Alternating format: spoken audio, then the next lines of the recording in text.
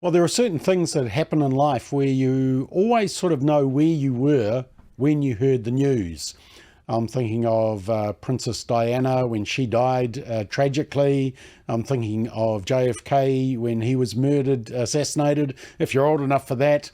Thinking of landing on the moon, I can still remember sitting in class with my legs crossed in primer school, listening to the audio of that happening. And also there have been other major disasters, 9/11. But the attempted assassination of Donald Trump is another one where I think we'll know where we were when we heard that shocking news. In my case, I was watching it on my phone. I was watching the live presentation when he was doing his speech and saw what happened. And since then, it happened just over a week ago, since then it seems like his near-death experience has revealed a side of Trump that we maybe haven't seen before. Maybe we won't see it again, but it is worth revisiting. So let's have a watch.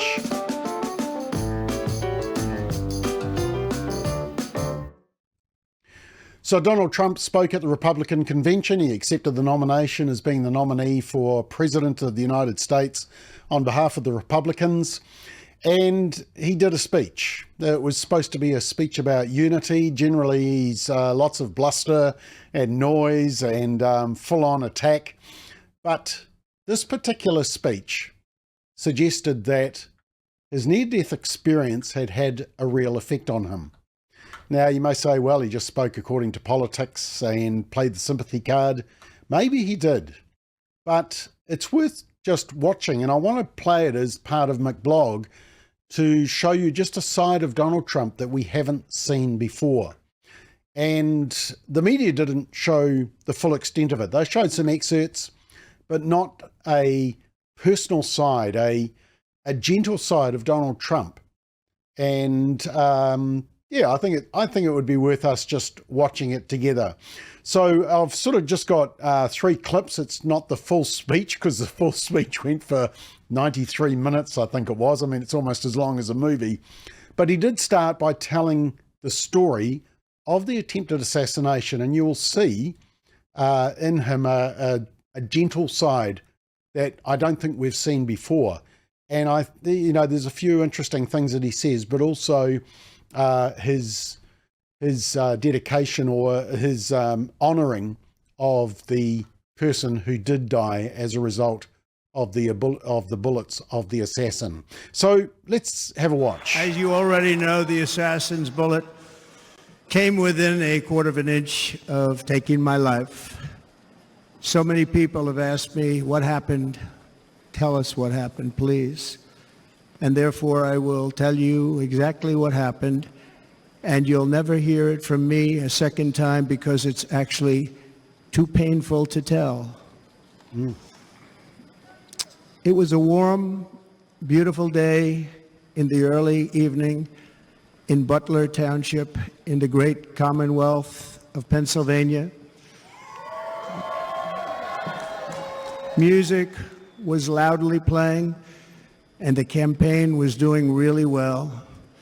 I went to the stage and the crowd was cheering wildly. Everybody was happy. I began speaking very strongly, powerfully, and happily because I was discussing the great job my administration did on immigration at the southern border. We were very proud of it.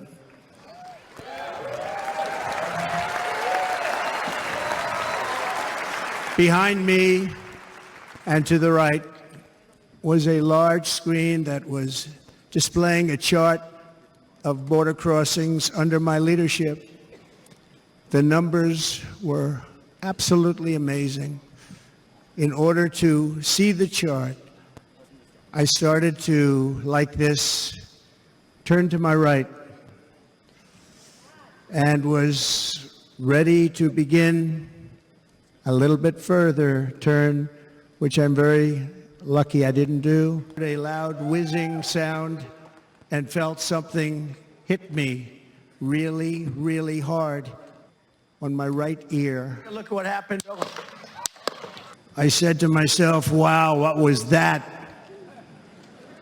it can only be a bullet, and moved my right hand to my ear, brought it down.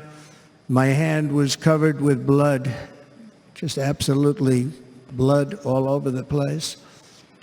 I immediately knew it was very serious, that we were under attack, and in one movement proceeded to drop to the ground. Bullets were continuing to fly as very brave Secret Service agents rushed to the stage and pounced on top of me so that I would be protected. When I rose, surrounded by Secret Service, the crowd was confused because they thought I was dead. I wanted to do something to let them know I was okay. I raised my right arm, looked at the thousands and thousands of people that were breathlessly waiting, and started shouting, "Fight, fight, fight."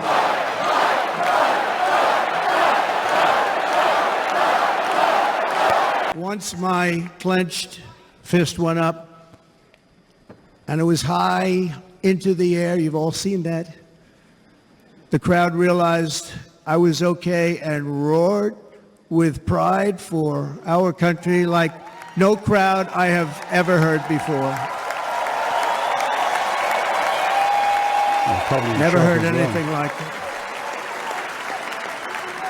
For the rest of my life, I will be grateful for the love shown by that giant audience of patriots that stood bravely on that fateful evening in Pennsylvania. Tragically, the shooter claimed the life of one of our fellow Americans, Corey, comparator, unbelievable person, everybody tells me. Unbelievable. And seriously wounded, two other great warriors, spoke to them today, David Dutch and James Copenhaver, two great people. I also spoke to all three families of these tremendous people. Our love and prayers are with them, and always will be. We're never going to forget them. They came for a great rally. They were serious Trumpsters, I want to tell you. They were serious Trumpsters, and still are. But Corey, unfortunately, we have to use the past tense. He was incredible. He was a highly respected former fire chief, respected by everybody. Was accompanied by his wife, Helen, incredible woman. I spoke to her today, devastated, and two precious daughters. He lost his life selflessly acting as a human shield to protect them from flying bullets. He went right over the top of them and was hit. What a fine man he was. A lovely tribute. Lovely tribute. And that's his jacket.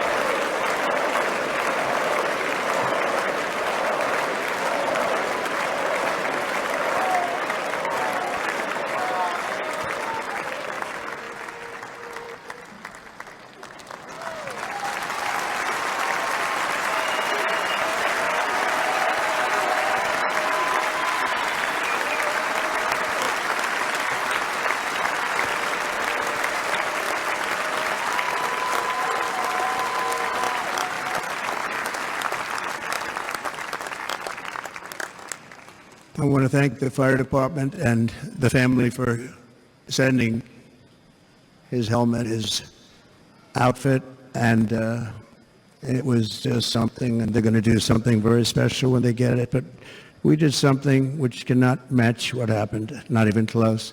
But I am very proud to say that over the past few days, we've raised $6.3 million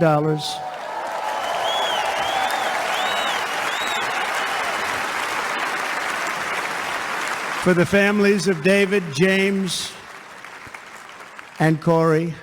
So now I ask that we observe a moment of silence in honor of our friend Corey.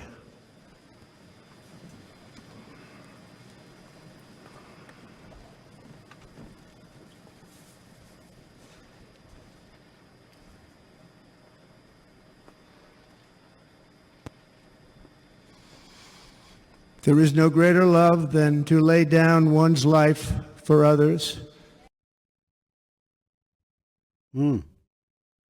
Finishes with scripture from John and talks about purely through protection that he is still alive. There seems to be a new perspective on life from Donald Trump. Very different to the personality that I've seen before. But that's the effect of a near-death experience.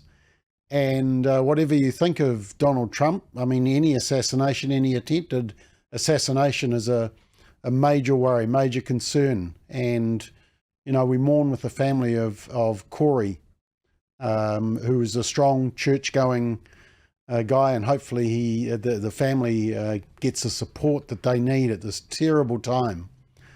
But the whole episode seems to have had a major impact on Donald Trump, and perhaps for the better. When we realize that we're not actually God, it always is good for us. And when we realize that there is a God who loves us and is always watching over us, even in death, then we have a new perspective on life. And I think Donald Trump has learnt a new perspective on life. We can only pray.